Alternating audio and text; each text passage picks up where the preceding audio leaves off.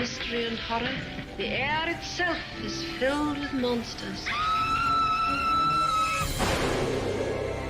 Children of the night, what music they make. It's alive! It's alive! Well, hello, all you monster fiends, and thank you for joining us for another deep dive, factoid-filled episode exploring Hollywood's most famous monsters. I am your mistress of ceremony, Sam, and I am joined, as always, by Dan from Bleeding Marvelous. Say hello, Dan. His dinner is in the oven. Hi, Dan. Hi, Dan. I don't know what to expect from you each week. I just don't know what we're going to get. Keeping you on your toes. Well, thank you for joining us for another episode of the Monsters Up North podcast. Well, I know I said I was coming home with that prize from the quiz, and I didn't quite come home with that because my team came second. But what I did come home with is, and only audio listeners, you're not going to be able to see this, but I did come with an Horror Queen mug. Look, and it's got Creature on. I'm so happy. Yay! So I didn't win the quiz, but I won the best prize because one of a kind Creature logo. Because if anyone knows, our logo is a Frankenstein. Mm-hmm. Fair use, that's why. That's why. That's why. Well, tonight we're in for a frightfully good night. Or are we? I don't know at this point. I don't know. But I'll get the disclaimer out the way with, and then we'll crack on into this week's episode. So, everything discussed in today's episode is our opinions and our opinions alone. If you'd like to discuss anything from today's episode, please come and join us on our Facebook pages, the Discord, or the comment section, where we can have an open discussion. But what we won't have is anyone coming for us and telling us our opinions are wrong, because we can all agree to disagree in fandom. So, let's keep it fun, keep it kind, and keep the toxic behavior out of a nerdism. And don't be a dick. The most important one. Of course. After everything I all say, that's the most important one. Just don't be a dick. Don't be that person. Before we get in this week's episode, just want to do a shameless plug. I recently guested on another horror podcast. I know. Sorry. I'm very sorry. Let's Talk Horror podcast, and I did an episode with BP. On The Omen, which went up on YouTube the other day and now is on all platforms if you want to go and listen to my amazing knowledge on this movie. I know I'm wearing the t-shirt today. I know a lot, and I showed that in a not so much I know this kind of way. I was good. Yeah, hand up and everything. But that's not what we're here for tonight.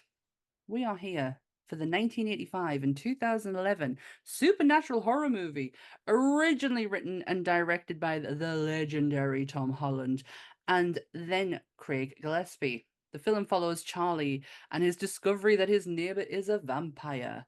If you love being scared, it'll be the night of your life. Welcome to Fright Night. Da, da, da. Fright Night! Fright Night. Boo. Fright Night! Wow, I had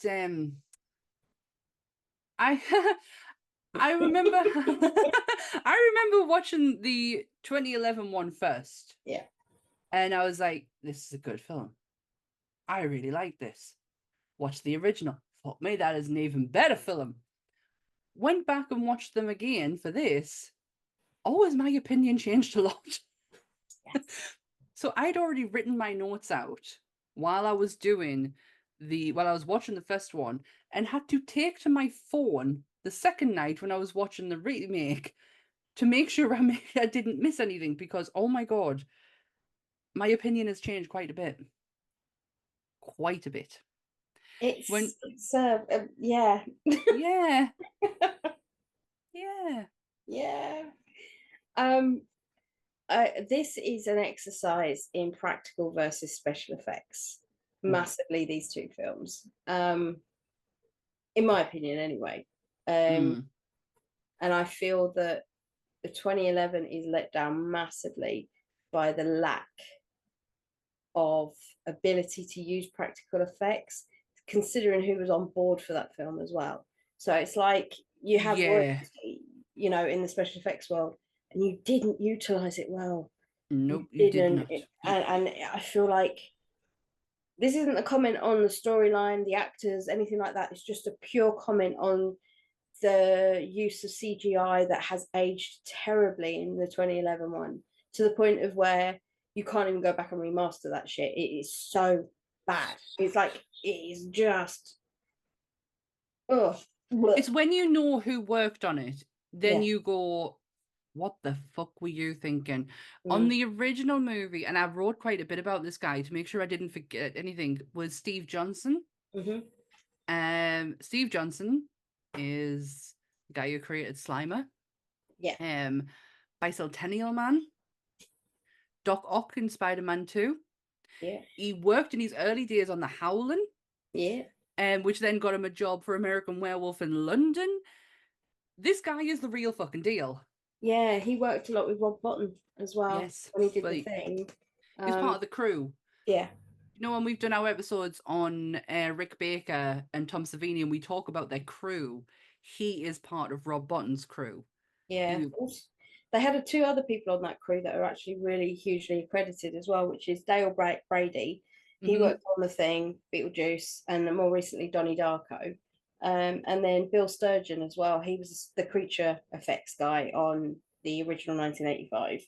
And he did Army of Darkness, Addams Family Values, Men in Black, all of them, Hocus Pocus.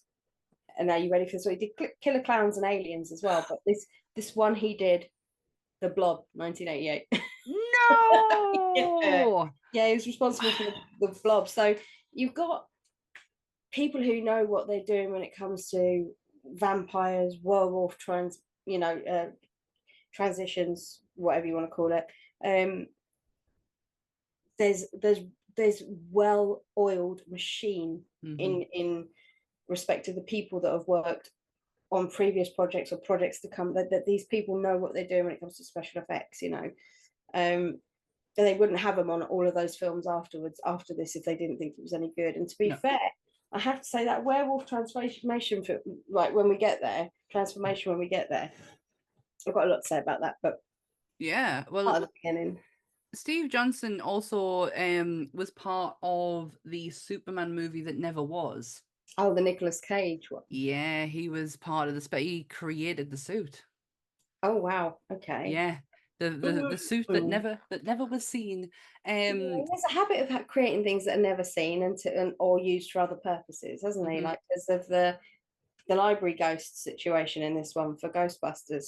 Did you hear about that bit? No, I just saw that he was part of it, but it focused more on Slimer, so I didn't know anything about that. Now there's, the library ghost, the pink library ghost, where it changes. I know the pink library ghost. Yeah, there was a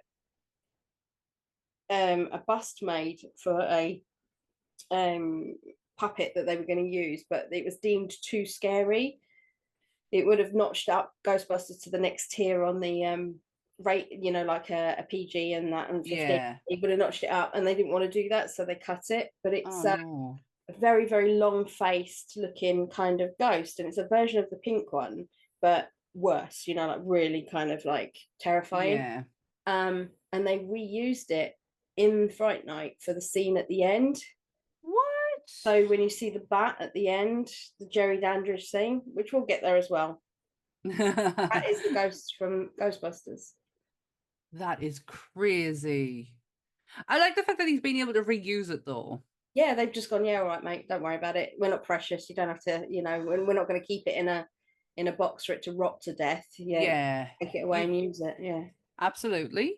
Should we get into the film of the first film, let me get my dates. Where are we? 1985. Yeah. What a cast, by the way. Mm. Chris Sanderson, Chris Sarandon. Said that right now? Sarandon, yeah. For fuck's sake, As in Chris. Susan. Just think Susan. Because Yes. I still can't say that though. Who plays Jerry?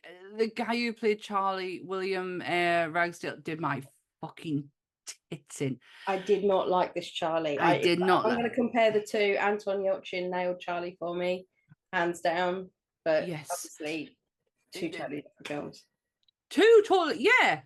Because with the beginning of this one, it starts out with the Fright Night TV program hosted by fucking Peter Vincent. Oh my god, Roddy McDowall was just unreal in this film. He gave me Peter Cushing vibes throughout the whole thing. His name is even taken from Peter Cushing and Vincent Price. I loved him. Don't get us wrong, I didn't mind Tennant to a degree, but this was Peter Vincent. This was the purpose for this was to bring back the old Hammer horror style, like the love for camp kind of horror. Present like in America, we didn't get this over here, which is something that I don't understand why we didn't.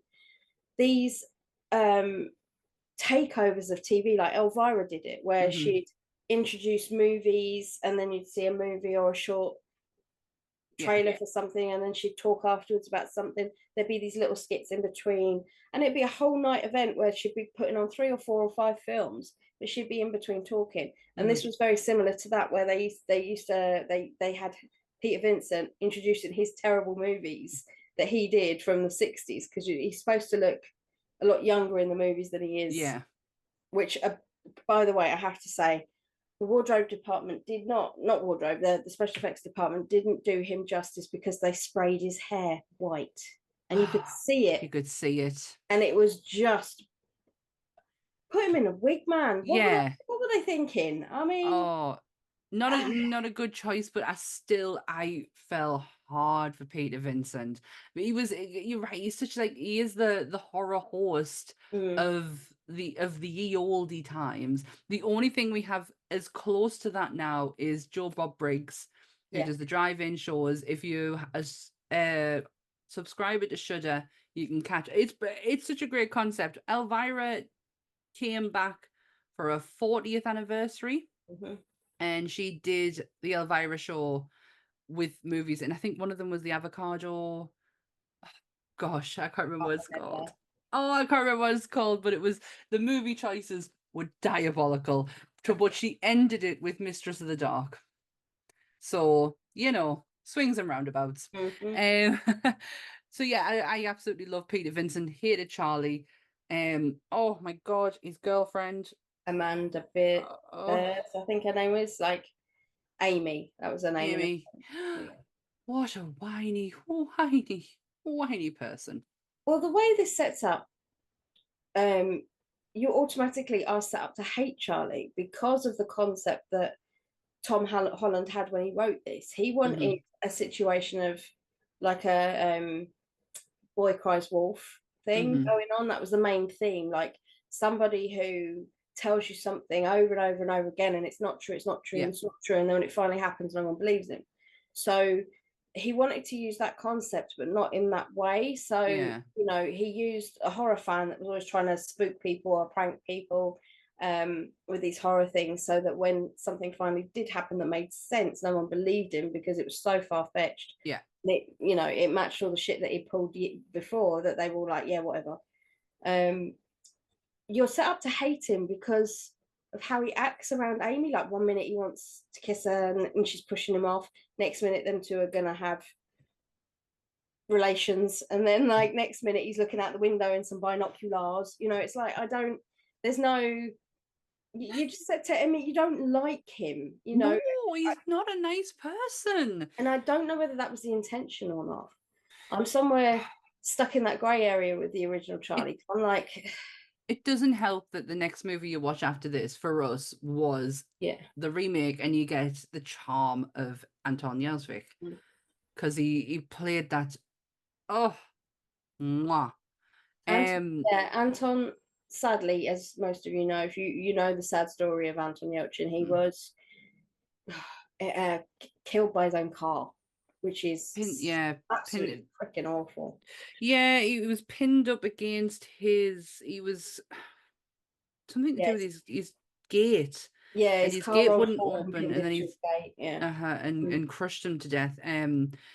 Really so sad. Like it's hard to get your head around what kind of career he could have had based on the career he already had. Yeah, I mean, he'd done Star Trek, hadn't he? He was Victor. It always makes me laugh. Chekhov.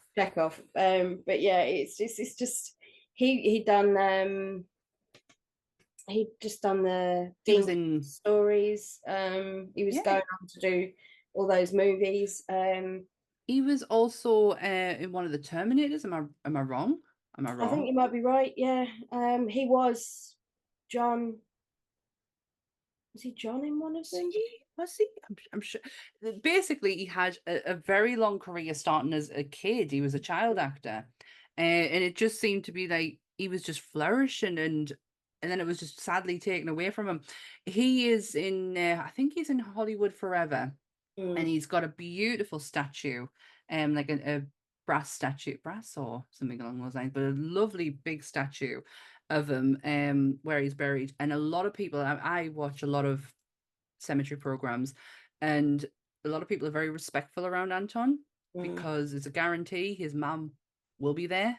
She is there every single day and has been there every single day since his death. So people are very respectful that she just goes and sits, and then she gets up and goes, and they're very respectful about that, and they leave her alone. They've never bothered her. If they see her there, they walk away, because he is amongst some royalty. He is amongst Chris Cornell's right next to him. One of the Ramones is there. Like he's got some names beside him that will attract cemetery goers like myself. And yeah, it's so sad. It's just so sad of where he was going. He was just going to get bigger and bigger. Yeah. And he was a hell of an actor. Oh, I'm glad we got that out of the way with now, because but it's when we've been talking about Roddy McDowall in the original one, who played the original Peter Vincent, most people know the name, and some people are obviously confused with Malcolm McDowell from Clockwork Orange, and no relation. We know, not relation at all. Even though they're both British, not relation. Roddy McDowall is most famous for being a monkey, an ape. He is the original Planet of the Apes, the main character from the original Planet of the Apes, which came out in 1968. He played Cornelius. He also played Cornelius in Escape from the Planet of the Apes, which came out afterwards. But then in 1972, they released Conquest of the Planet of the Apes, and he played Caesar. This is where your Planet of the Apes knowledge comes into play. But they then released another one called Battle for the Planet of the Apes, and he played Caesar in that as well. However, he then went on in 74, I think it was, to do the TV series of Planet of the Apes, and he played Galen. So he's played 3 different characters. Wow. In 3 different versions of the franchise over a 10-year period. So that's what Roddy McDowall is most famous for, being like, and if you see those prosthetic works, you go back and think to yourself, okay, the Tim Burton one, which we have covered, is absolutely, I think the special effects work on that was amazing. But when you look at the TV show and the movies that Roddy McDowall was in, and you see the amount of work that went into those apes, and you're talking 60s, how uncomfortable that must have been for them back then. It only gives me more respect for Roddy, because the sheer amount of work that went into that. So he's a seasoned actor. He's, born and bred in England, done his theatre tenure, did his bits and pieces, landed on his feet, getting in Planet of the Apes. And then he's very much a Doug Jones of his time. People knew who he was. He was a character actor. Looked like, so yeah. And he was a very fucking good character actor. I love the fact that he based his performance of Peter Vincent on the worst actors of all time. Yeah. And to him, the Cowardly Lion from The Wizard of Oz was the one he really went with. Well, you can tell so many times when he just runs away, Yeah. screaming, you know, oh, Oh and, no. and that's the noises he makes as well. It's like, oh God, no, and he runs off. But yeah, I mean, the way they set it up is there's no likability factor with the Charlie in this one. Amy is a whiny pain in the ass, So and whiny. I know people are going to slate me for what I say here, right? Ed is an iconic character. Everybody knows Ed from the movie. You know, Ed is Evil Ed, right? Yeah. My God, that guy couldn't act for toffee. He's terrible. His acting skills in that film, I don't know whether it was the pacing, because this was Tom Holland's directorial debut. Yeah. So I don't know whether it was just the fact that he wasn't into it so much. You know, he didn't have the experience enough to keep the pacing going, but it always felt like Ed had a pause between in the dialogue, and it wasn't kind of like flowing well enough. But I don't know whether I have such a problem with dialogue in both movies that I'll save it for the second one, because this one wasn't so bad. Yeah. But oh, good God, rewrites. Tom, learn the word. Did you know who did audition for Charlie? Ed. Another Charlie. Mr. Charlie Sheen. Yes, Charlie Sheen auditioned for the role of Charlie Brewster. What a name as well, Charlie Brewster. It's so American. Yeah. Like, that is for us Brits, that is a very American name. Charlie Brewster. At your service. Yeah, and Tom Holland didn't see him as a Charlie. I can see why. I mean, there's going to be a generation of people that only know Charlie Sheen for being Tiger Blood. Whee! But no, Charlie was huge in the 80s. I mean, he's again acting royalty. Father is Martin Sheen. His brother's Emilio Estevez. It is an Nepo family, but yeah. Charlie was a Brat Pack kid as well, wasn't he? I don't know whether he's directly in the Brat Pack or he was just around. He wasn't part of their clique, but he was definitely. To be honest, Charlie was probably more cool than all of them put together. His brother Emilio was part of that. Was part of that clique. But Charlie was probably way too cool to be a part of that. Because it's Charlie at the time. It was like Charlie Sheen. Like I still have a lot of. I don't know what the right word to use is, but something for Charlie. Like, I understand him going off the deep with the Tiger Blood thing. It kind of made a lot of sense to me when he revealed that he's HIV. Is he HIV positive? Yeah, HIV positive. Yeah. So it kind of explained a lot to us about him. But I've thoroughly enjoyed Charlie's films. Like Hot Shots is fucking hilarious. It is. He was the king of parody. Like, he was the king of spoofs. He sat next to Weird Al and they shook hands, and they decided that the pair of them would just not take life seriously anymore. Yeah, and I wish it played out for him in a different way, but unfortunately it didn't. No. But Tom Holland did have one person in mind for Peter Vincent. Which was Price himself. It was Vincent Price himself. But do you know what I was thinking? Oh, that'd have been amazing. However, Vincent Price would have brought such a different charismatic to that performance. You wouldn't have been able to take it serious that he wasn't a fraudster.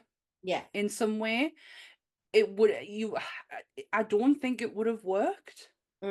The way that Roddy McDowall plays it? Yeah, because like you say, Roddy plays it as the coward. And I don't think I've ever seen Vincent play the coward. He's played the dastardly husband. He's played the Witchfinder General. Yeah, he's played many characters, and more into the 80s when he started going into the tongue-in-cheek kind of carry-on movie that he did, which I've forgotten the name of, which I started to watch the other day. It's actually on Netflix, but I got 10 minutes in. I was like, do you know what, Vincent, I love you, but I'm just gonna have to just stop this now. But yeah, I'm not slating his ability to be able to play that character because I don't know. I'm sure Vincent was very, very multifaceted and he probably could have done it.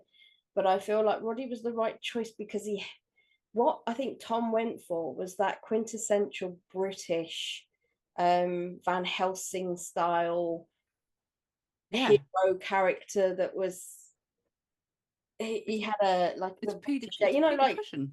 yeah, that's what he wanted. He wanted that kind of hero that wasn't a traditional good-looking hero. He wanted just like, you know, it wasn't about getting the woman at the end. It was about killing the vampire and things like that. And it worked, you know, it worked really well. And the thing that got me about all this was him and Amy's story to me was kind of inconsequential other than for the purpose of Jerry Dandridge. But other than that, no purpose for Amy to be there really whatsoever. So he's looking out the window. Honestly, he's looking out the window and he sees Jerry Dandridge, his new next door neighbor, and his little minion walking a coffin into the house next door. And then he proceeds to become a peeping Tom on his neighbor, tries to get into his basement, and all sorts of stuff. And I'm like, Charlie, what the fuck are you doing, man? You know, this is like, overstepping a bit here. You've gone way, way too far. The Jerry eating an apple was down to Chris's idea because to him he was a fruit bat. Yes, and I love that touch. It was really clever because, like, obviously every kind of vampire has a different law. Some can't eat human food.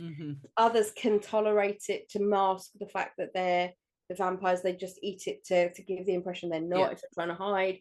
Others projectile vomit when they eat it. You know, some eat food perfectly fine. I just liked the fact that there was no sort of like, and why can you eat then? How can you hold down? There was no discussion about it. It was just accepted. He eats fruit. He eats fruit because he's a fruit bat. That's how he played it, and I absolutely loved him for it. He is such a presence. Yes. On screen. Yeah, I mean, if you don't know who Chris is, he is mostly famous, other than for this film, for, I would say, Princess Bride. Oh shit! Yes. Also, I take that back because the majority of younger listeners or people would know him as the voice of Jack Skellington. That's right. He's not the singing voice; he's the talking voice. The singing voice is Danny Elfman, but he is the talking voice.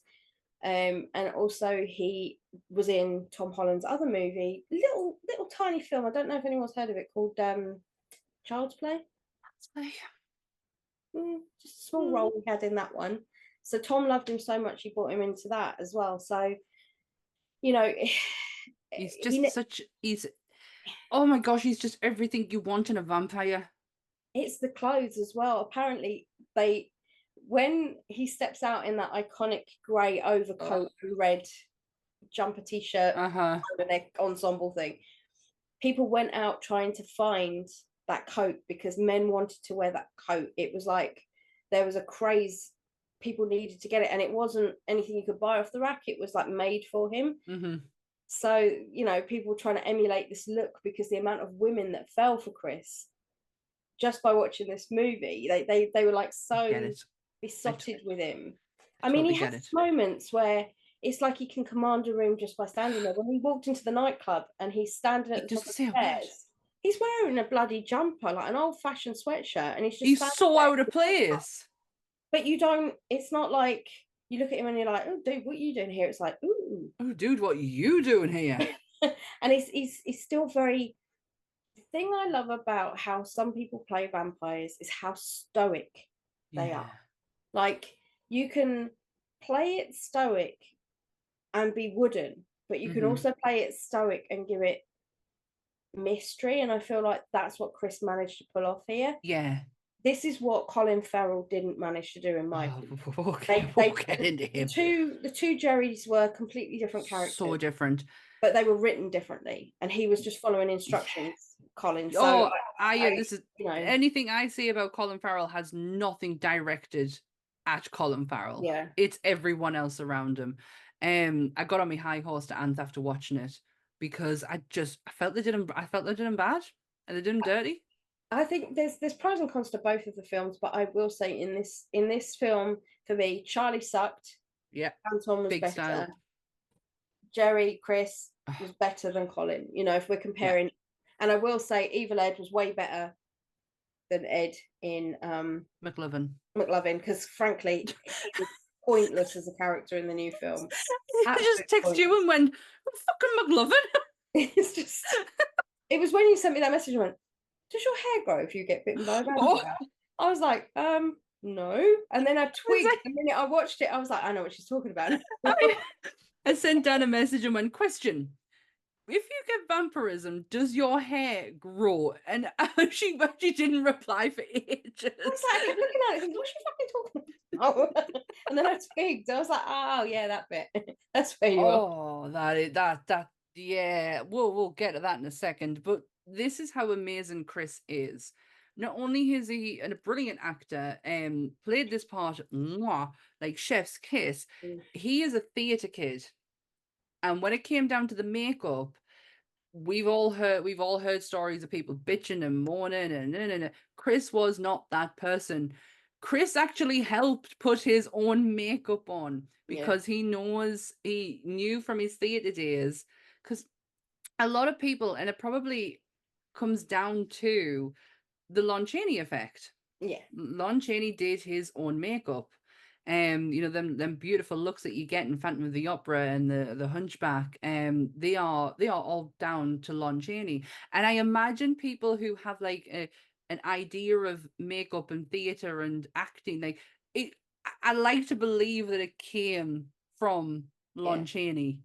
And I feel like Chris was that person because he would put his own fingernails on. That's the thing that made me laugh as well, because he was quoted as saying, after he said about putting his own hands on, he was like, but it was a real nightmare to go to the bathroom with them on.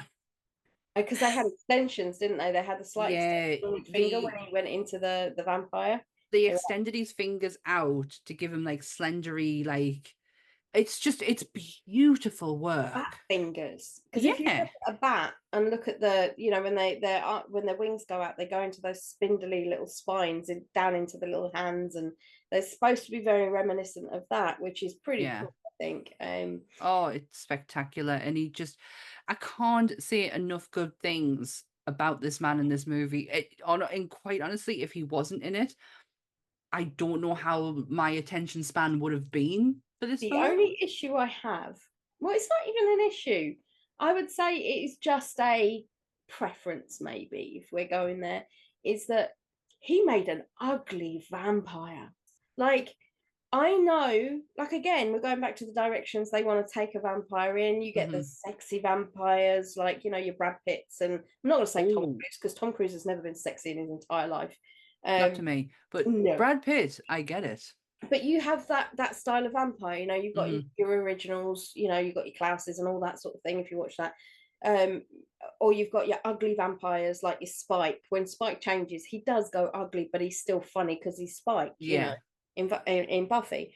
But then when you take one look at Jerry, when he changes, he goes from this well put together, mysterious, stoic, like, he finds this whole thing a game. He's just finding it amusing. He's standing back watching it play out because he's been here 1,000 times before. Him and his minion have these inside jokes. The minute he gets stabbed with that wooden pencil, when he's trying to choke out Charlie in his room, and his face changes, it goes to the first one, and I was like, oh. And then it went to the even further where he took it to the next step, like his face changed again. And I was just like, I took one look at that. I was like, oh my God, right, okay. It's not a sexy vampire, because you get fooled into thinking he's going to be a sexy vampire because of the almost sex scene that there is when Charlie is being a dirty little perv with his binoculars watching Jerry bite that woman that he's obviously having relations with through the window, because it is very sexy. He gets his fangs out and he looks like he's going to bite her, and then he clocks Charlie through the window.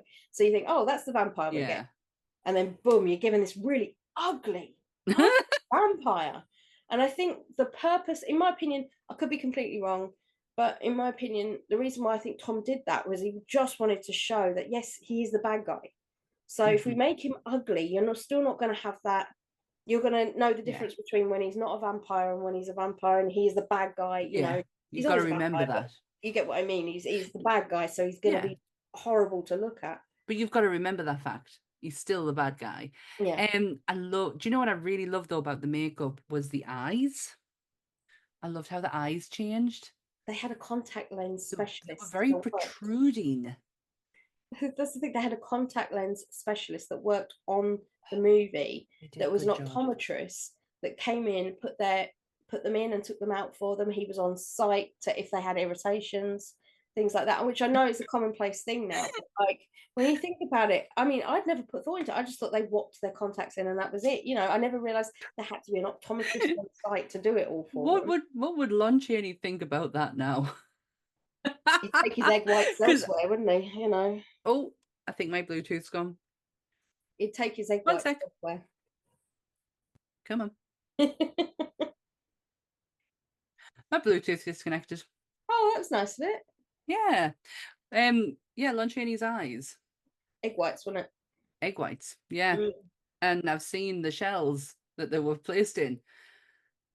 Bet he wanted a contact specialist. Contact lens specialist. He would suffer for his art, would Lon. He was prepared to go blind. Yeah, I love the makeup in this so much.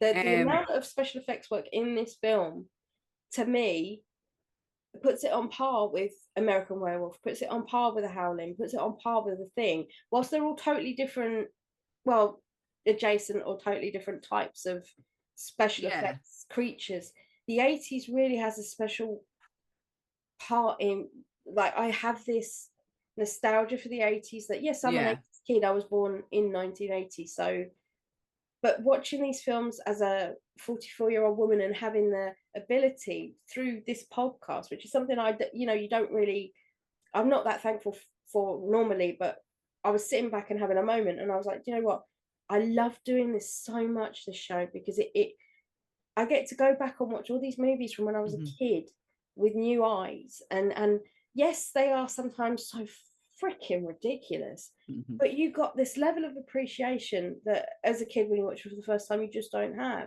And now like the amount of work that goes into them, creature features have always been my favorite genre. Yes, horror's there, and any kind of horror that has a creature in it I consider a creature feature.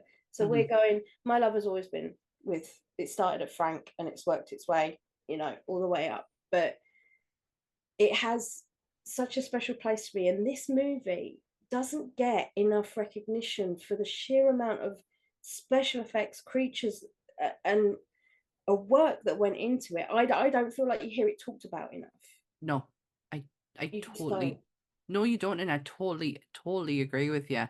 I to a point, like I love that you said that earlier about that we're getting to go back and watch these movies, because for me some of them are first time viewings, but it's I feel like if I watched them back, if I watched this, I only watched this Fright Night a couple of years ago, it wasn't that long ago. If I watched this when I was younger, I don't know how I would have taken it.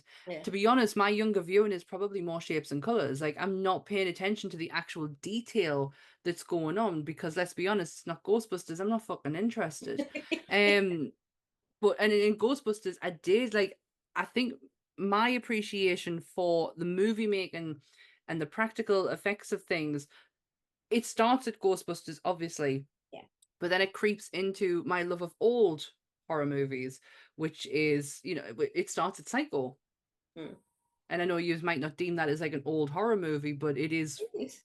Yeah, it's we're talking 64 years ago that film came out. It's not a recent film. And the effects, not just the effects, but like how that movie was constructed, how it was made. And I kind of brought that into where we're at with our choices now, the choices that we're making, because we're looking at things so differently than how we would have if we were like, right, let's just talk about this movie from A to B. Yeah, it doesn't work. You've got to have, it's nice to find out facts. I've turned into a walking dictionary now about the movies that we've covered. And like, I find like if I'm getting tattooed by a creature and he's talking to me about stuff, and like we get into like conversations about horror movies, and he was the one that brought up as people know, I love me Fred Gwynn, right? And I've got that amazing bust made by Sucker Studios of Jed. But Love it. there's that scene where he overreacts in the movie, and Creature was the one who showed it to me and reminded me of it before we even did the episode itself. And so there's like these little moments that you feel like you've got to go back and watch. And one of the moments that I had to go back and watch in this was the transformation of Ed. I went back and watched that twice because I was so taken aback by the amount of work that went into that one thing. I mean, again, we're not quite there yet, but like Jerry has a knack of being able to, as a vampire, they turn on a dime, don't they? They're very much 1 minute they're normal face, and you see maybe a quick progression of a slightly angry face and then a full-on bar face. And that's where you got with Jerry when he first got stabbed by Charlie. So Jerry then makes it his mission, doesn't he, to get Amy away from Charlie, just to piss Charlie off, because this is all a game to Jerry. He doesn't give a flying fig about anything, you know. And his minion, I think that I've completely gone blank on his name, but I feel like that minion guy, Colin Farrell should have had a sidekick. He should have had a minion. He should have had Billy. Yeah, it might have been. He should have had that, because there was no banter. There was no with Chris and with Jerry and him. There was like this level of secrecy and everything. You could tell they were playing off. They just had to look at each other, and it was like, it's a game. Yeah, it was.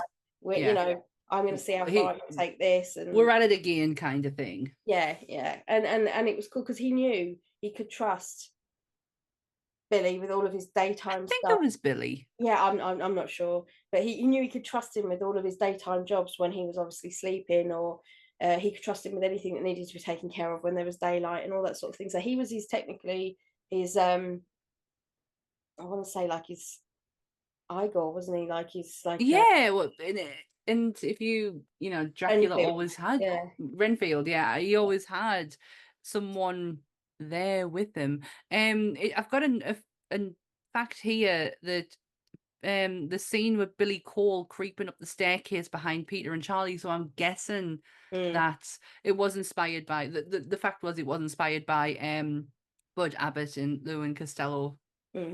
When it meet Frankenstein. So I'm guessing that was his name was Billy. I didn't quite catch it, to be honest. I just was wondering why. At first I was like, why are you there? Oh, right. You're his buddy. You're his friend. That night, no. Whether at the nightclub scene. Yeah. Oh my good God. Oh my good God. Well, I saw a quick interview literally before I came up. I was doing a quick YouTube refresher. And I found an interview with Amy now, and someone said to her, do you feel uncomfortable with the age difference there was at the time when you shot that scene where the two of you are he's wooing you, he's like intimate? Well, put it this way, she said, well, I was 27 and he was 41. There really wasn't an issue. I was 27. And the woman was like, yes, but you were playing a 16-year-old. And she was like, yeah, okay, if you look at it that way, but I was 27. That's all she kept saying. And I'm thinking to myself, no, good for you, because you're in part. She said he was nothing but a gentleman. There was nothing untoward. Him and Roddy made all of us feel like we were equals. Every single one of us was on that, you know, Ragsdale, Stephen, that played Ed, and her, they were treated like they were the same level of part as the other two. And she said, for that, I will never have a bad word said about him. And she said that there was nothing, there was no insinuation of anything that shouldn't have happened. Whilst I know that the subject matter did call for it, she said, you know, the intimacy that's supposed to be there for vampirism. He puts his hand up her skirt and everything. He's a naughty boy. Yeah, I mean, it's one of those. It's a product of its time, and we go into this quite a lot with people. You know, you're going to stand there and cause merry hell about something that happened in the 80s, and you weren't there. You don't understand that this, life as we know it now, will keep. You can never take the principles of now and apply it to then. People's brains didn't work like that then. You know, whilst I know it is a bit icky, yes, icky. But she was 27, as she keeps reminding everybody. So, you know, do you know that never even crossed my mind? Because honestly, this woman was it's so very adamant. tame. Yeah, well, the woman was so adamant the way she was pushing this like agenda about how when she was asking the question, it was like a Comic-Con panel, and she was asking like Amy. Oh, you trying to make something out of nothing there, Yeah, mate. and that's basically what she was saying. She was saying, I've never put any thought into it. There was nothing, No, it just, it's no. And I thought, no, no, me neither, because again, it's very fucking tame. Yes, he puts his hand up her skirt, but you can see where that hand, it literally went up and come back down again. Her shirt becomes a little bit loosened up. Her hair starts to do things. magically It's growing, and yeah. why does her hair keep growing? How is it that she has this short bob to then it's like halfway down her back by the end of it? And ginger, may I add. Why? I don't know. I don't know how that happened. I mean, he woos her anyway, doesn't he? Hypnotizes her and he gets her to Yeah. his house, because that's where we're at with this one. And he then has this intimate, even more intimate than the dance scene where he bites her. Now, I don't think any relations have taken place. I think it was just that he wanted to get her to the point of where she felt comfortable enough through his magical hypnotizing powers that all vampires seem to have, to bite her to get her to turn. And then you just sort of see her in a dress. She's then in this white Marilyn Monroe dress all of a sudden. So then you go back to the fact that Ed's just been turned at that point, hasn't he? Yeah, Ed gets turned right like towards the end. Yeah. Not like the remake, which threw me for a bit, but yeah, right at the end. And that scene alone is fucking hilarious. When they press the cross into his head, and the bit I noticed was you saw all skin stuck to it, and like as he was pulling it off, and I thought, do you know what, that's a little detail, whilst it's gross as hell, it's a detail that made me go, do you know what, they really thought that through, there was it's crazy. That the whole scene had me laughing my ass off. I don't know why. It was just the focus on Ed, then the cloud of smoke. Ed, cloud of smoke. Ed, and it just kept going backwards and forwards until this cloud of smoke then is in Ed's face. And oh, I have never wanted a child to die so badly than I did Ed. He was the most. I hate the way Charlie Brewster. Oh, I hate it. Hate the way he says his name. Their dry ice budget must have been absolutely extortionate on that film. I just cannot that scene alone. The amount of money that must have gone into it, because every time you pan to the house at nighttime, there was rolling fog coming off the house, and I was like, good God. I mean, where is that coming from?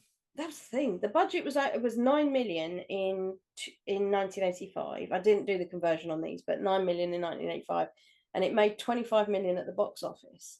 So for a first-time directorial debut by Tom Holland, I don't think that's bad. No. That is not bad at all. Obviously all the money went on dry ice and special effects. Money well spent. Yes, definitely money well spent.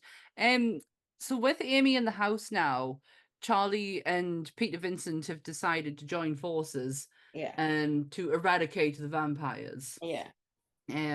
Peter and these scenes are just, he's brilliant. He's absolutely, I love Christmas, aren't they? They're in the best way, like Carry On. It feels like he's sort of got inspired by that kind of type of movie. If you don't have him in this, it doesn't work. Yeah, I mean, it's the way he runs, like you say, the Cowardly Lion essence, when he runs away from it. Every time something happens, he just goes, and he's off. But it's that bit when he goes into Charlie's house, he goes up the stairs, and he sees a ragdoll hair popping out of the bed. And he pulls it back and he's going, Mrs. Brewster. I'm thinking, do you really think she's got hair like that? Come on now. It's wool. You can see it's wool. And he takes the covers down, and obviously it's Ed with a stupid wig on, a moped or something. And that's when he reads the note that the mum left because she's at work. So we all go, oh, phew, the mum's okay. Mum's safe. Right. Oh, she's okay. And this is where it proceeds to get really bloody weird. And it does get weird because it's like, Ed is so over the top, but in a good way. It doesn't. It didn't, because he's a vampire now. Yeah, it works. It works. Yeah. But when he's a normal kid, it's annoying as shit. Yeah. when he first finds out, when Peter Vincent first finds out when Ed comes into his house, there is a little Easter egg for Planet of the Apes in that, because his form, the form that Roddy McDowall had as there's a few Easter eggs in that is Peter in the Vincent's background house. on a little plinth, and one of his forms from one of them. I don't know whether it was Caesar's or one of the others, but it was on a bust in the background, and I thought that was a really cool idea, because Easter eggs in the 80s weren't a thing, because obviously there wasn't a lot in the land of horror that they could go back in general that they could go back and use. So it's either not being done, like it's not been created yet, or it gets chucked in the bin. yeah. So you're at the point where we're at Evil Ed's demise, really, and Peter realizes that Ed's too far gone. There's nothing he can do, so he legs it as he does with everything out the door, which is quite hilarious. Well, that's right, because Peter's convinced Charlie that the law is, if you kill the master, the rest will all go back to normal. Bearing in mind, Peter Vincent is pulling this information out of his arse. Yes. He doesn't know if it's true or not. He's an actor. Yeah. He's going off of the films he made rather than like any actual information. Exactly. And you don't see this happen, but this is where it gets weird. Instead of transforming into a bat like all vampires, no, Ed goes into a wolf, right? Yeah. And you don't see any change as well. You don't know that's what's going to happen. You just hear this growling noise, and then you see this little wolf trot out. And I was like, "Oh, is that Ed?" And just like, "Oh, okay." The noise made me feel very uncomfortable. It's too dog-like.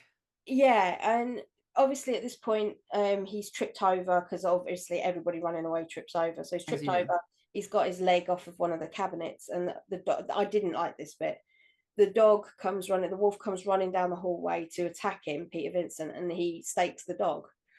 Now, how we get from the dog to the transition back is, oh my gosh, it's so weirdly brilliant. It's insane, but it works, and the amount of effort went into this is just the dog. You see the dog trying to pull its way under the stairs to hide, and that bit broke me. I was like, oh no, I can't, no.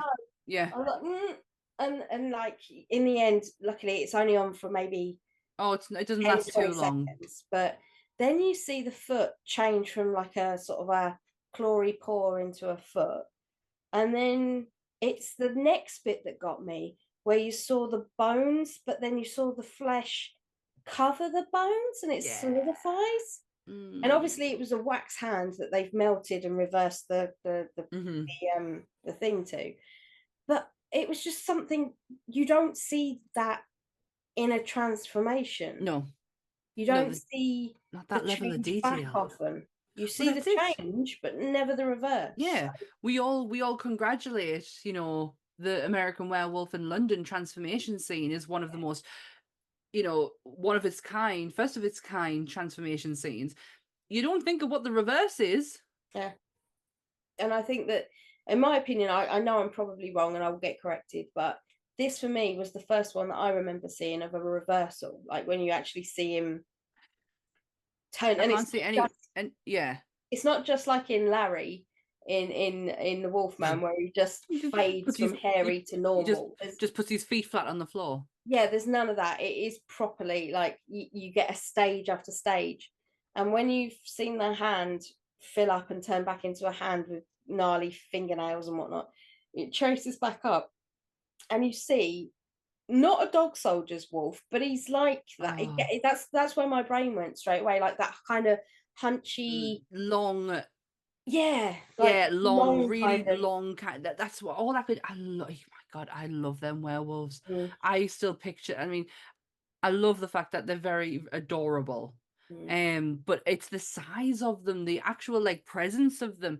It's beautiful, but terrifying at the same time. And that's what I got with this one, because it felt like he was really big, even though Ed is tiny. Yeah, it felt like he was really big when he was in that form, in the werewolf form. How he went from dog to werewolf, and then to human, and the stake is obviously protruding out of his heart, and he's dying. And I love the fact it wasn't a quick death, which sounds really sadistic, but not because you got to see more. It wasn't just like a puff into dust. It wasn't just a turn straight back into human form. You didn't melt or anything like that. You saw the pain he was going through, transforming back from a wolf into a human. And the amount of work that must have gone into that, the amount, like when you look at each stage separately, when he goes from the wolf to wearing that bat-like mask as well, like, and then that's a whole different thing. And then when he turns back into just Ed, and he's literally holding his hand out as the wolf to Peter, and he's like, help me. And I think you hear him say help in his crying. There's a lot of gurgling, crying, Yeah. and all the dog noise. It's the dog whimpering. I can't deal with it. But I'm sure you hear him say help in there. And that's why Peter goes to put his hand out. And then when he hears it, he's just like, there's nothing I can do. And you can see it on his face. He's not going, oh, you're going to eat me if I leave my hand there. No. It's not like that. It's like he realizes, I can't do anything. Yeah, you've got to go through this yourself, you know. And you brought this on yourself. Yeah, I mean, Ed's a dick. In all intents and purposes, he was a right annoying little shit. And you can see why. I don't know why anyone would have been friends with him, because I think I would have just kicked him in the nuts and run off years ago. Yeah, but there's no cheeky Charlie about him. He's just an absolute twat. Yeah. But the way he went out, oh my God, it was so screaming. Like, and this is before I read into the you know, who did the makeup. But the Thing, I just kept thinking about going back to the Thing. With the dog. Yeah. And I was like, oh, and then I read who the makeup artist was, what he'd worked on, who he worked with, and I was like, oh my God, that makes a lot of sense. Yes. That makes a lot of sense. And then this is where Peter runs in to tell Charlie, you know, or to find Charlie in Jerry's house again. And this is where we get the Billy coming up the stairs and the whole Temple of Doom, the other one, you know, where the melts. What's the other one called? No, Temple of Doom, Riz Lost Ark? Raiders, yeah, Raiders, because it's not Last Crusade was Sean Connery. Yeah, Raiders. You know that scene in Raiders where the guy melts because he looks into the Ark of the Covenant. This was very reminiscent of that to me. Way that they melted him because he had a totally different death, because he was a familiar, he wasn't a vampire. Yet they still staked him and it worked. So I was like, okay, right. Their law is totally different in this land. But that's the whole. I feel like that's the whole point of the movie, because Peter Vincent makes up lore as he goes along. So it's like, to be honest, anything could you don't generally know what the real lore is. Yeah, because it's been so made up, and I don't know. I don't feel like there's any set law for this movie that you could be staked and go out the same way as the vampires. Yeah, I mean, Jerry keeps taking the piss, doesn't he, out of Peter, because he keeps saying you don't have any faith when he's wielding the cross at him. Yeah. You know, this means nothing, you have no faith.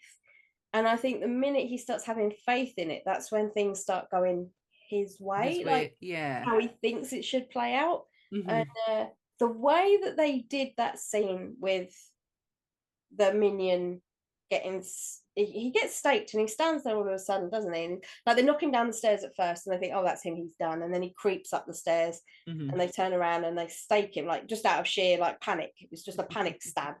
And then all of a sudden the guy literally, he just wax melts into bones, and he's just standing there, and it's like and sinew, and it's all just dropping off him.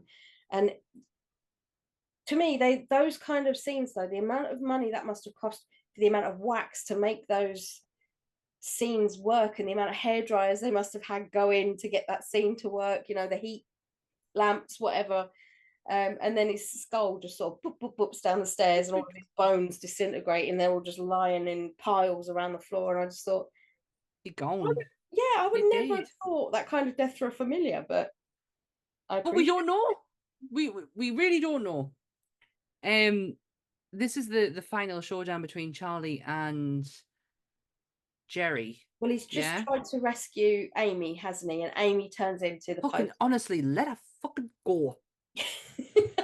Amy turns into the movie poster. The iconic movie poster of Fright Night is a picture of Amy in the clouds. It's that massive grin.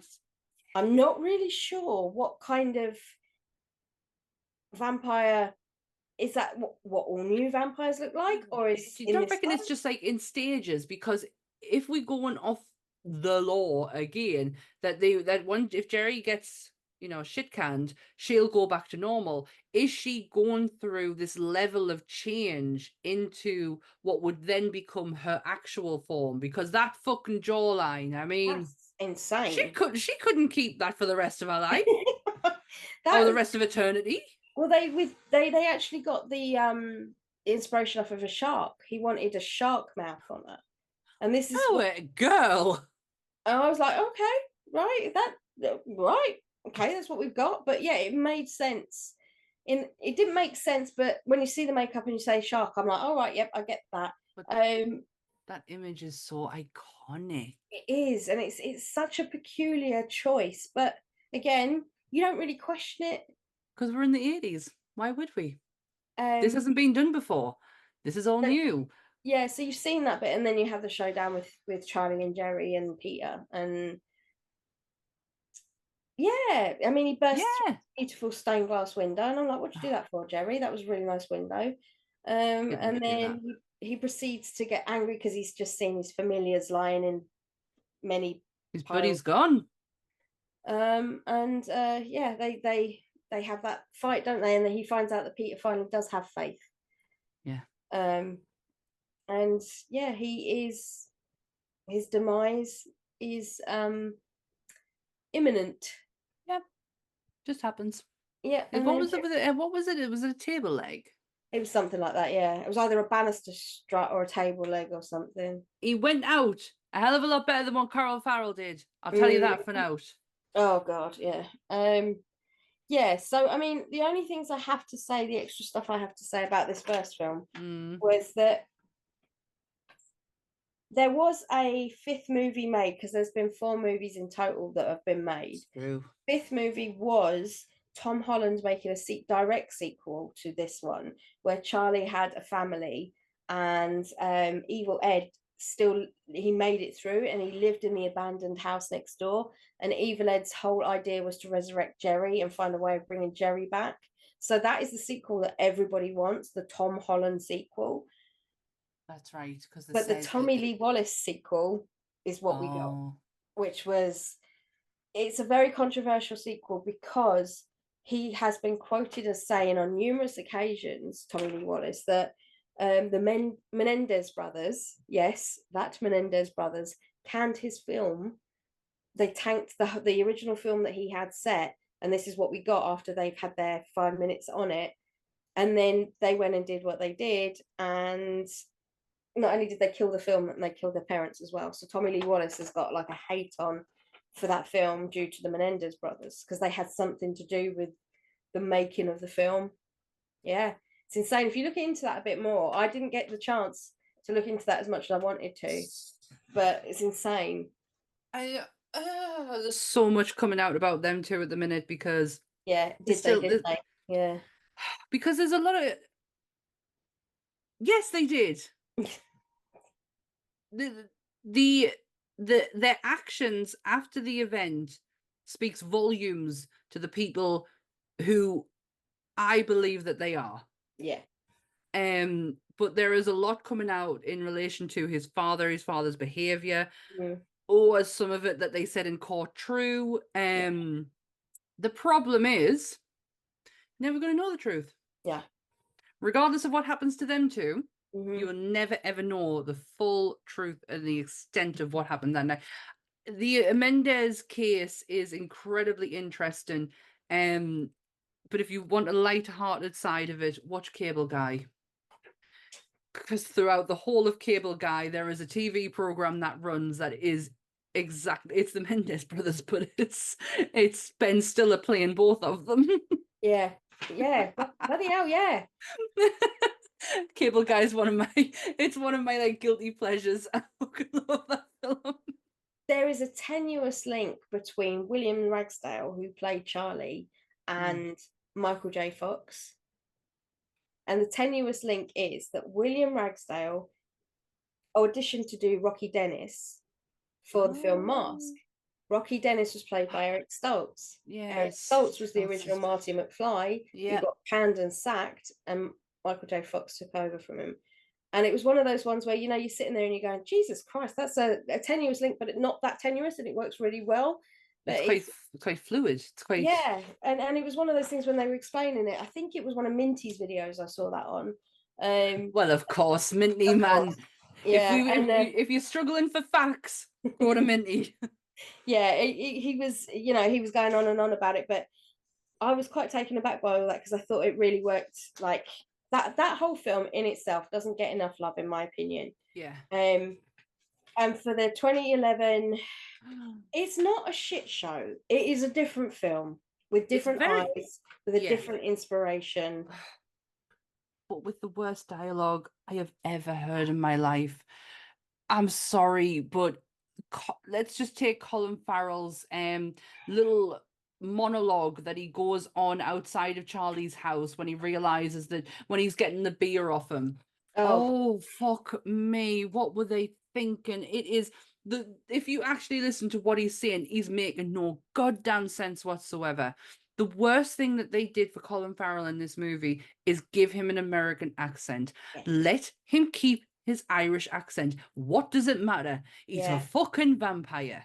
He tried to fight against the whole predator side of it. He said it made it too sexual predator, it didn't come off as animal predator, it came off as sexual predator. He didn't like it, and he fought against it, but ultimately he didn't win, you know. It was terrible. The dialogue throughout the whole movie, in fact, was appalling. They should have, how they thought it was okay for half the shit that was said in it. The only person who managed to pull it off was fucking Tennant. I don't know what a lot of people say. Yeah, what it was about Tennant, but he managed to pull off shit dialogue, possibly because Tennant's character is very different. The Peter Vincent that you get in this one is very different to the Peter Vincent that you get, and we mentioned that earlier. This Peter Vincent is a cross between Chris Angel and David Brent. Now, I loved this Peter Vincent, but not for different reasons to the original one. The original one worked. That's the staple. That's the guy that is Peter Vincent. This, I understand for the purposes of they're in Las Vegas in this film, so it makes perfect sense that he's a big, shitty, terrible show magician that's all ego, because everybody around him hates him because he's an absolute arse. And I love that. I love the fact that even his girlfriend Ginger hates him. Everybody hates him. Well, the way he speaks to a man, it's fucking terrible. But yeah, that's the whole point. You're supposed to think that he's this egotistical prick. But when really he's a little nerd. That's all he is. That dresses up to play this sexy magician guy, you know. And when you see him, his wig comes off, his beard comes off, he wipes his tattoos off, he's taking his piercings off, and I'm like, he's a poser, you know. That's where we are with him. The time this comes out, Chris Angel is fucking huge. I've seen him live. Oh, what? You've seen Chris Angel? 2010, when I first went to Vegas for the very, very first time with my friend Julie, we saw Chris Angel live, and I am convinced, and I still stand by this, he is a twin. That's how he does all of his shows. He is a twin, and you don't know about the other twin. There's something there. I can't. He's got a lookalike or a double of some kind. That's how he pulls off a lot of his shows. I just think he's a bit of a twat myself. He is a knob of the highest order. There is no two ways about it. You see his interviews, you see everything about him. Like Mind Freak came out, and I went, like, after seeing him, I went and got Mind Freak on DVD. It cost me a fortune because they didn't release it in the UK, so I had to have it imported. And you see what kind of person he really is on Mind Freak, and that really annoyed me. He, like, some of the stunts he does are jackass stunts, guised as magicians kind of stunts. And and he got Vegas money for this, bitch. He did. He's had residencies at we saw him at the Pyramid one. I've gone blank on what it's called. We saw him at that place, and then I know he's had residency at Planet Hollywood. He's had residency at some of the other big ones. So he's still going around hotel to hotel. banging out these films. And I know he does a lot of street magic as well now. He's gone into the David Blaine realms down on Fremont Street and stuff. So Ugh. he gives me the ick now with my today eyes. But in 2010, I was kind of like wanted to go and watch a magician Yeah. in Vegas. It was just one I of those get that. things, you know. No, I understand. I understand that. And it took us a while to get to the point where everyone was like, yeah, Chris Angel's a dick. Yeah.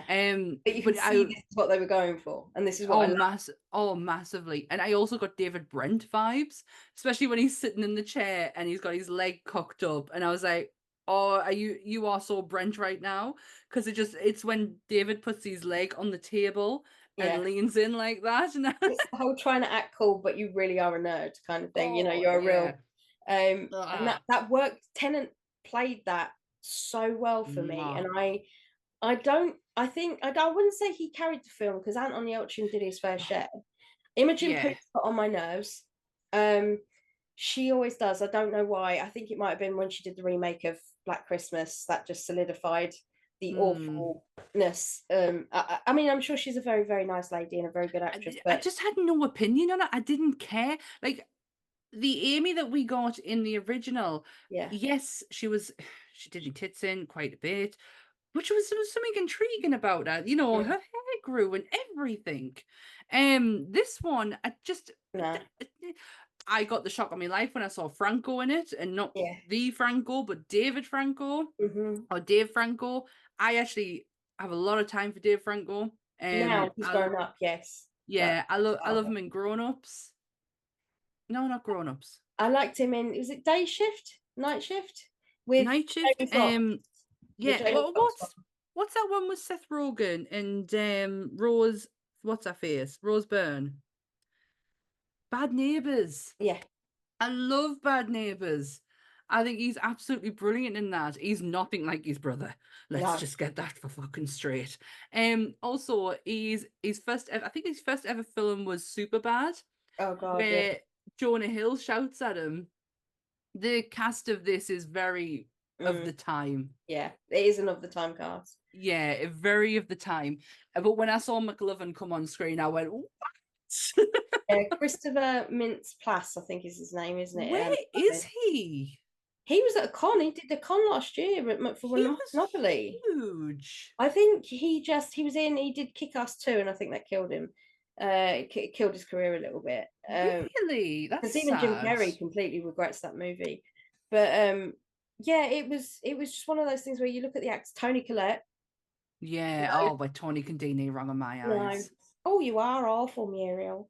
It's Connie and Carla, for God's sake. She's the mum from Sixth Sense. If you don't know who we're talking about, Hereditary. She has a long line of horror, and she does comedy well. She does. Do you know the woman has no? It just feels like if the project's right for her, she does it because she has done British television before. Yep. Just off the cuff, like just because we have. For our non-English listeners, we have a channel called ITV, and they do some fucking top-notch dramas, like really good dramas. And Toni Collette has been in quite a few of them, and it shocks. It doesn't shock us. It's just that's the caliber. She's an actor. Yeah, I mean, I'm pretty sure she's Australian. She could be Kiwi, but I think she's Australian. I think we've taken her as a fellow Brit. She pulls off a banger of an accent. She can do English. Yeah. No bother. We're not talking your Kiwi English accent like Carl Urban. You beat me to it. I was about to say it. But yeah, we're not talking Carl Urban here. We are talking, which gets me because I think that the Kiwi accent is really hard to emulate if you are a Brit because you can't quite get the words right. Whereas the English accent, the UK accent is depending on dialect, but the standard non-real accent one, which is London, there's just nothing interesting about my accent whatsoever. It's very flat. People from your neck of the woods, you have inflections, you have like words you make up, and unless you go deep into London for your Cockney stuff, the rest of us are just very plain and boring. So it's not really a difficult accent to emulate, but for some reason, some people just can't pull it off. But Toni does. And Toni does American like she woke up and she was born it, So Toni Collette for me she can do no wrong. She's a comedian. She's straight. She's horror. She does She's an everything. actor. She Mm. is a pure. There's only a handful of people who I look at and go, "You're not doing this for a paycheck. You're doing this because you're an actor." Which begs the question why she did this film. I can only think that she signed on thinking, looking at the cast list, going, bloody hell, David Tennant, bloody hell, Colin Farrell, bloody hell, Anthony Elchin, and she thought to herself, do you know what, that is fantastic. And the mum gets more of a part in this film, so she's more. She's a character in it. She wasn't Yeah. in the original. She's not in. But you can't put Toni Collette in a side part and say be in a few scenes. Yeah. She got, it's Toni Collette. We will do Hereditary one day because that is a fucking fun. If I didn't love her then, that movie just fucking cemented it. I have never. It takes a lot for me not to talk during a movie and talk, especially if I'm watching it with Anne. Yeah. Because we diagnose it as we're going along, or dissect it, sorry, and we literally pull it apart as we're watching it. We didn't say a goddamn word to each other through Hereditary. We couldn't, because we were like, "What the fuck are we gonna miss?" Like, I didn't realize the power of Ari Aster until that movie. He's hit and miss with me, but for many reasons. But we will go into that when we get that movie. Oh, absolutely. Yeah, the thing about this film, the bones of the movie are exactly the same. Charlie, Peter, Jerry, Amy, they're all there. Yeah. But the tone of it is so different. Very I love different. the fact that David managed to pull off, as Peter, he manages to pull off that whole thing with his whole museum of bullshit he buys on eBay. So half of it probably isn't real, but he stays up late at night and he buys all this crap like silver bullets and. Do you get deliveries during the night? Yeah, it's just. Who wrote that line? The dialogue is absolutely atrocious. It's horseshit. It really is. But some of the roles have actually flipped as well. So in the original, Charlie is like hell bent on stalking this poor guy. Yeah. If he just left him alone, none of it would have happened. Yeah. But hey ho. On this one, on the remake, you've got Ed, who is the stalker. Yeah. To a 2011 degree where he's got video cameras. Yeah. Yeah, they bring technology into this one, where you don't see, like, the only bit of sort of like no reflection you see is where Roddy opens the makeup case, the cigarette case, and he can see no reflection of Jerry in the background. Whereas with this, Ed stalks Jerry and there's no reflection, but you see the door opening and closing and all that sort of. I did like that touch. Yeah, I mean, that was good. Nice little Then touches. we got to the bit where he turns Ed in the swimming pool, and it's just like, well, purpose of that was what? I mean, why? I understand because he was chasing him, but he didn't turn the other kid. He killed him. So there was a duo. There was Ed and this other kid, and who was part of a trio with Charlie. Because it looks like Charlie's like kind of grown up and he's now knocking around with the cool kids who are actually dickheads. One of them was so you got Dave Franco as one. The other one was the kid from Modern Family. If any Modern Family fans are out there, he was the kid he was the dopey one, and he looked no fucking different or acted no different in this one. It's like you just took that kid and put him in here and he played the same part. What I did love though was the aesthetic of this movie. Yeah. The color palette, especially in the nighttime scenes, that you can make something that is meant to be in the dark with no light, and I can still make out a fence, a door. It was beautifully put together, the color palette that they used. That was the only one thing I could take away positively. And some of the makeup as well. No. No. Just some of it. Do you know what? The only CGI was the end scene. No, bullshit. It has to be because of that scene where he chases them in the car, throws the motorbike through the window, and then he does that weird contortionist thing. Yes, now, that may well have been a contortionist guy doing that, and they sped it up to make it look, but it looked absolutely atrocious. And everything about how Colin Farrell turned Obviously, this is where you get your Easter egg, because a guy pulls up in a car that they crash into. They get out, they see if it's all right. Woo, it's Chris Sarandon. It's surprise, it's the original Jerry. Yeah. And it's so angry he is, and he's like, get back in the car. The makeup artist on here is Howard Berger. And Greg. And Greg Nicotero.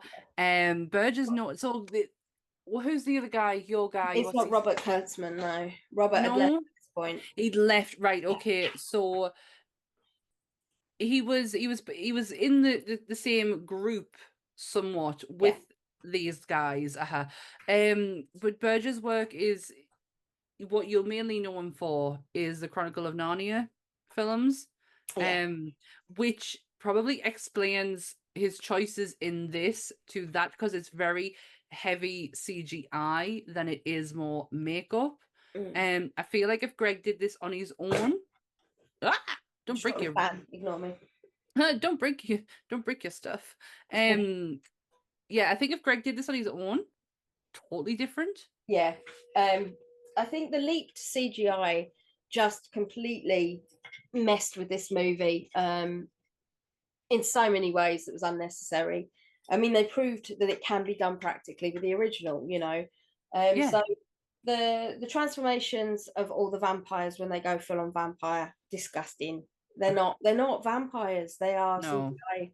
They are on par with how bad the CGI was in I Am Legend for the runners and the zombies or whatever. Let's not talk about that. But they live in that universe of level of terrible CGI, in my opinion. So really, the story is exactly the same. It's just a different setting. So there's no point in us going all over it again. No, it is exactly the same. The only different bit is the end scene for me. Like the bit where Ed comes in, he's killed Ginger. Ed comes in, disguised as a parcel delivery guy, UPS guy, and you're a fucking weedy little kid. He's trying to kill Charlie for some strange reason. It doesn't make any sense, because suddenly now he's a vampire, he hates Charlie. It's like, okay, you like Charlie was a bit of a dick to him. Like, you didn't need to say what he said to him, but was it justification to go and kill him?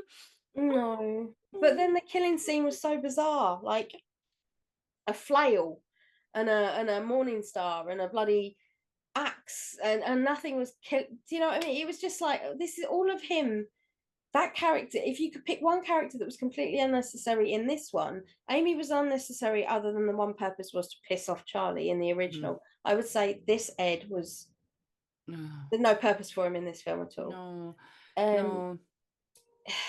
There's a line that I wrote down that really set my teeth on edge. This is how bad the dialogue is in this film. Let's kill something. Ooh, let's go and do it. Let's just go and kill something. Let's go and kill someone. Oh, who writes like that?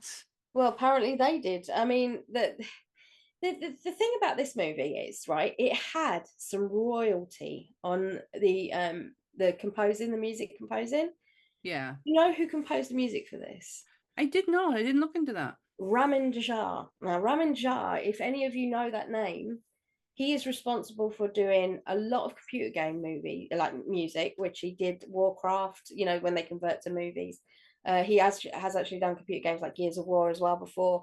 He's done Iron Man. He's done a lot of Marvel movies, but the piece of music that he's created that is one of the most iconic TV themes ever is Game of Thrones.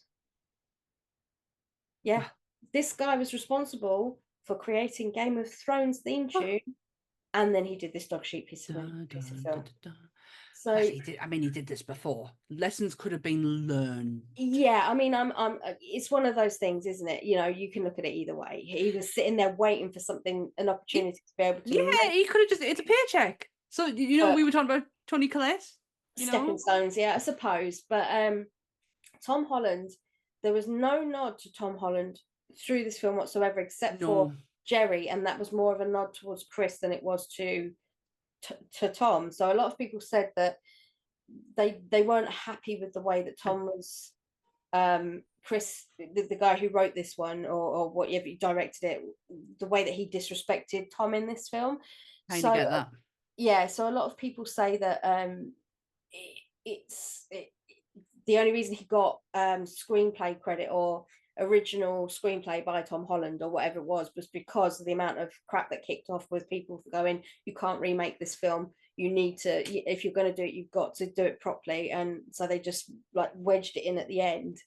No, in the credits. It's a shit thing to do, because you are right. They give Jerry his props with the cameo. Also, Colin Farrell eating the apples was again a nod to Jerry. But that's Chris. These are Chris's decisions. What he made on them movies. That's not Tom. Yeah. And if you're saying that this is, Tom wrote and directed that original movie. Yeah.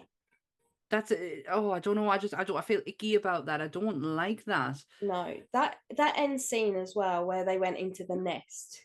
Right? Who wrote this movie, by the way? I'm just going to check that, but go on.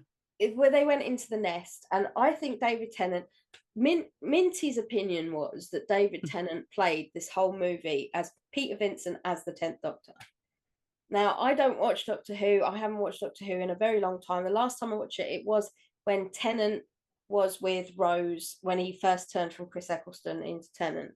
So we're talking 2005, 2006. My God, that was a long time ago. Yeah, so I haven't watched Doctor Who in that long. I'm not interested in Matt Smith. I'm not interested in any of it. It just, I don't know. It just doesn't appeal to me anymore. I'm sure it's very good, but I'm just not there. Matt Smith will always be my Doctor. David will always be mine, because I feel like David brought a level to it that we hadn't seen prior to that, because Eccleston played it so straight. David played it very, very funny. So they think that he brought elements of the 10th Doctor and took it to play Peter Vincent, because that's what he was famous for at the time in America. That's all people knew him for, Doctor Who. So they felt that there was a choice that was made to keep him in that lane so that people knew who he was, but they still made him a lovable dick. So at the end, he gets his redemption arc when he helps Charlie, and he survives and all that sort of thing. At the end, they become besties. But there's that bit, isn't there, where this is the bit that I have the main issue with. All of the vampires are coming up out of the floor and out of the walls, and David Tennant's just sitting in his slither of sunlight so they can't get him. And then Charlie just decides to set himself on fire, like there's no problem. And then he wrestles with him. What was that decision making right there? And he's on fire for a long fucking time. And it's like you see through the goggles. So they do this POV shot, which is absolutely dog shit. And the only reason they did a POV shot was clearly because they needed to make this whole thing CGI, that whole shot CGI, with the flames, the terrible, terrible flames. And Colin Farrell going into his full vampire self, which, again, horrible. Like one of those zombies out of freaking I Am Legend. I can't. It did actually, yeah. It was a waste, an absolute waste of an opportunity. If you're trying to showcase CGI from the period, yes, okay, this is very 2011. All the CGI is very 2011. Yeah. But it's not going to have the same longevity that the original Fright Night of 85 has. But what you're basing this on is the original. Have some fucking respect for it and not actually use the shitty CGI. Like, I don't get why you would pick that over. You had Greg Nicotero. And those two at that point in 2011, it's Walking Dead. Such a backlog of like movies that they'd done, the pair of them together, as I think it was Urian. KMB, wasn't it? That was what it was called. Yeah, I've got it written down. Yeah. Do you want to know who the writer of this? I am so disappointed. The writer of this film was Marty Noxon. Now, Marty Noxon might not be a familiar name to you, but the work that she's done will be very, very familiar. Marty Noxon is responsible for directing, writing, and executive producer from seasons 1 to 5 Also season 6 and 7 in some parts of Buffy the Vampire Slayer. I'm going to let that sit for you for a second. Also Angel. She's a writer on Angel. Also Grey's Anatomy. Also Mad Men. Also Glee. Okay, now Also makes sense. Sharp Objects. Right, which now is I'm going to say the Glee thing makes perfect sense because Glee was on that around that time, wasn't it? 2009-ish, I think. Glee started. 2011. Yes, so it would have hit 2011.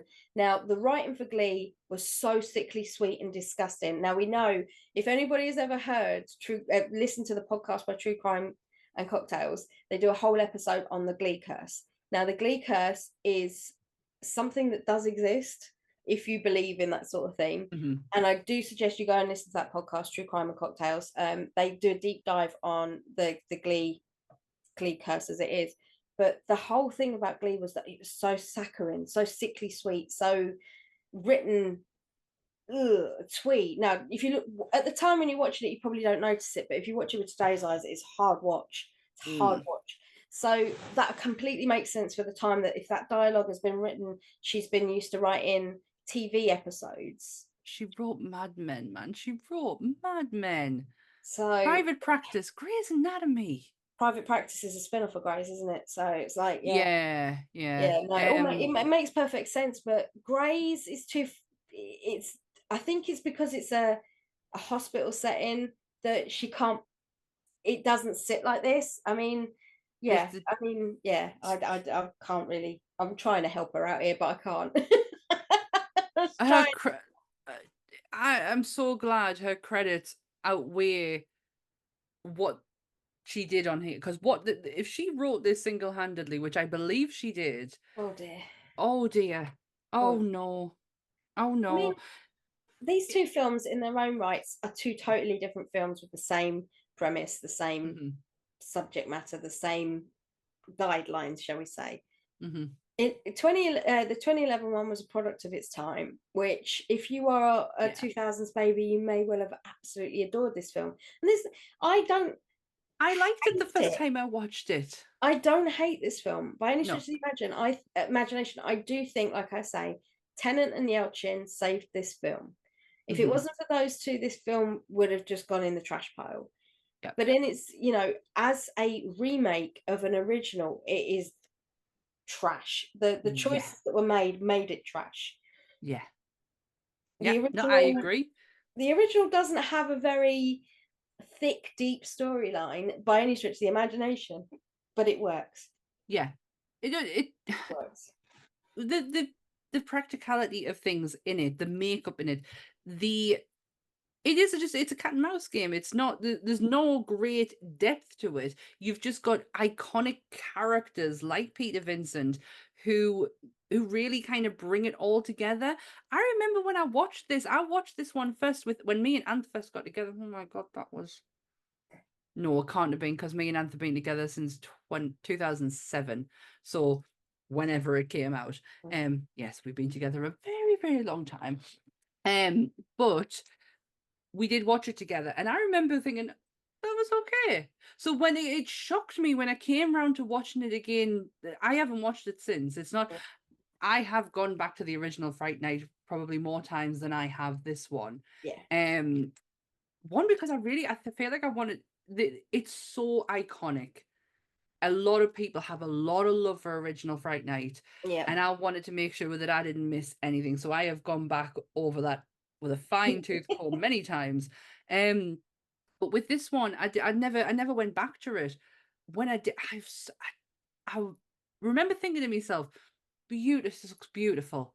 This is stunning. The color palettes they have used here is beautiful. And then they started talking. And I was like, what was that? What did you just say? It's very in-depth and heartfelt, isn't it? Colin, what are you? I felt like they did Colin so dirty. That monologue alone, I know I mentioned it earlier, but that monologue alone, go back and listen to it. Yeah, he's not, like I say, it's horrible. He was not happy at the way he was written. He wasn't happy about the choices they made in the way that they wanted Jerry to be played, how far removed Jerry was from the original Jerry in this one. he said he didn't like it because it literally portrayed him as more of a sexual predator than an actual predator, like a vampire is a predator, hunt, chase. Yeah, hunt, prey. Yeah. And you are so right when you were saying earlier about Jerry in the original playing a game. Yeah. This is just remember how long he's been on this earth. It's He all needs to fun. entertain Yeah. himself in some way, and tormenting the kids of his like who live next door to him, who've taken a fascination. It's just torment. Yeah. If Charlie hadn't looked out the window, I highly doubt Jerry would have actually paid any fucking attention to him. Correct. Because he would've just- did. Jerry's like, okay, then you want to fucking play? Let's fucking play. I'll play. Yeah. I don't think I will ever revisit the 2011 one. I'm done ever with that again. one now.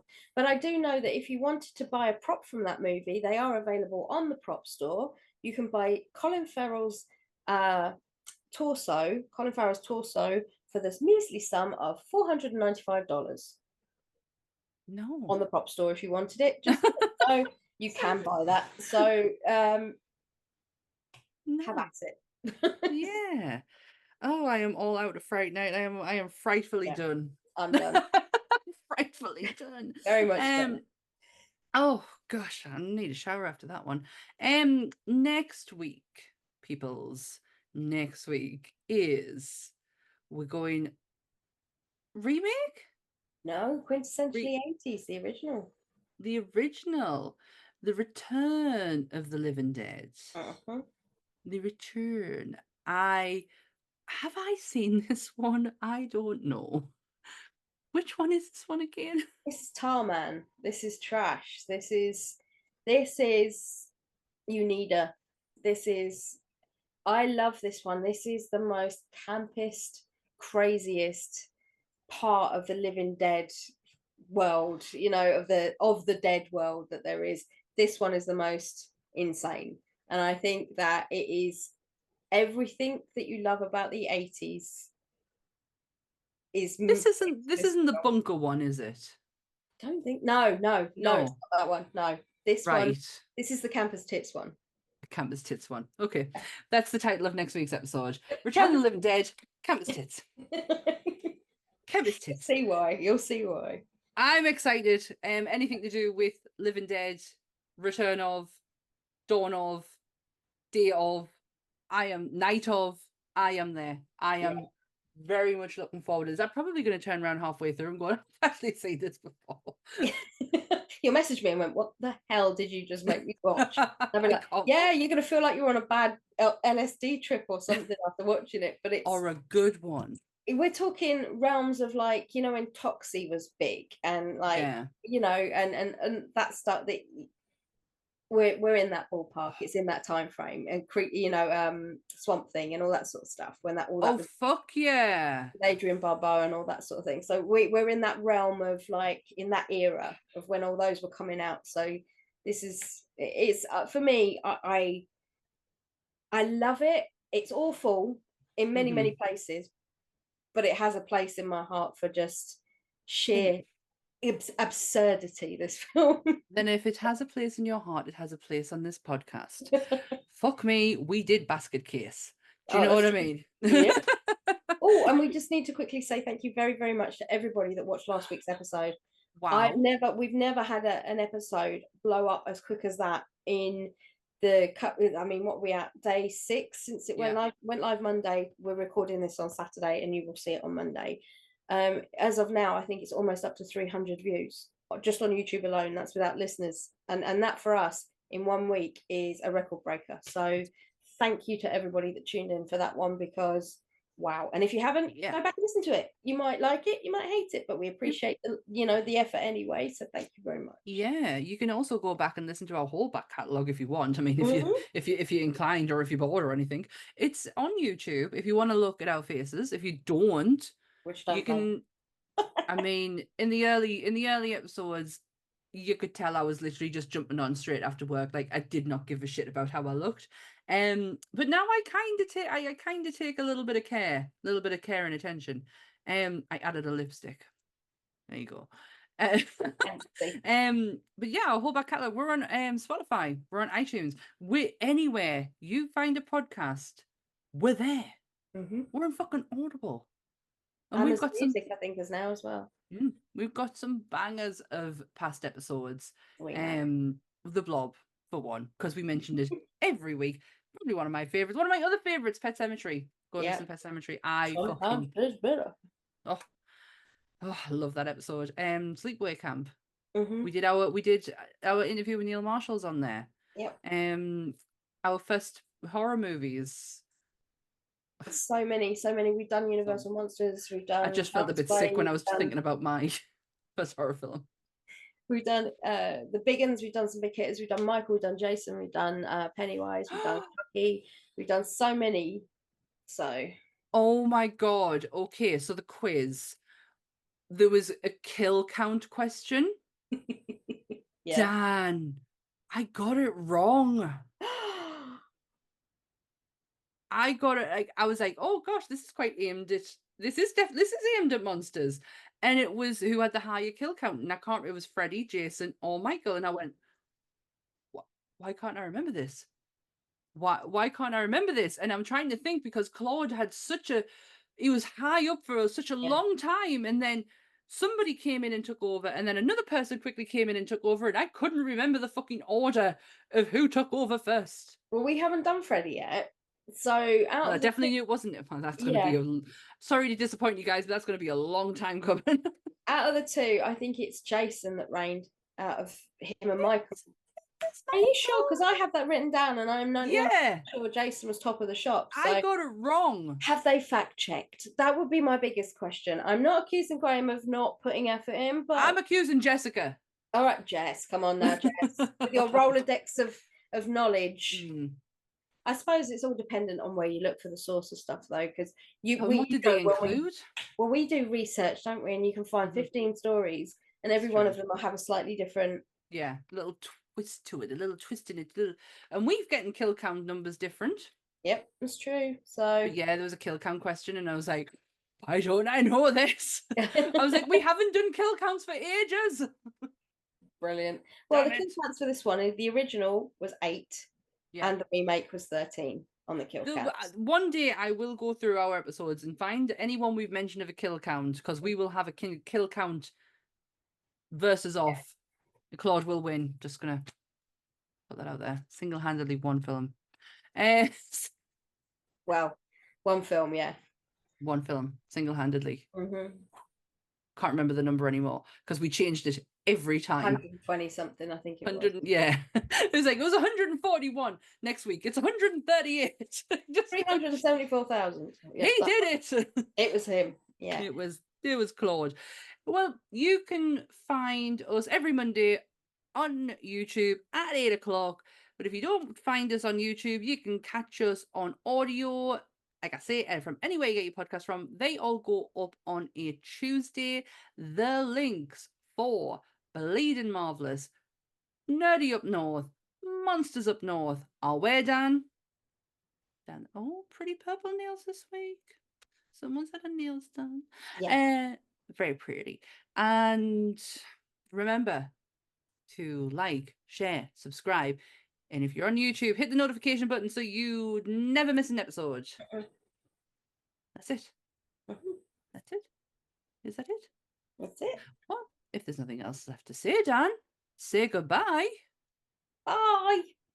Stay spooky, everyone. Bye.